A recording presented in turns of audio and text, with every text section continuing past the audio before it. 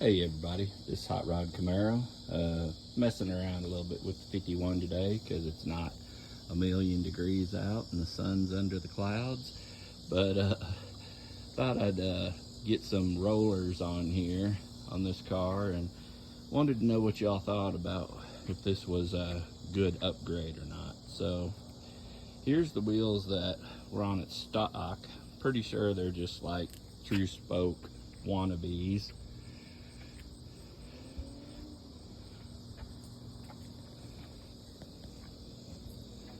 And then here's what I decided to put on it. What y'all think? Doesn't that give it a meaner stance? That they've got the rear end shackled up quite a bit.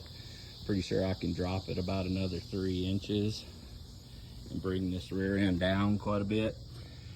But the first thing I've got to do is get it rolling. But I thought these were going to be some pretty cool looking wheels on this old car.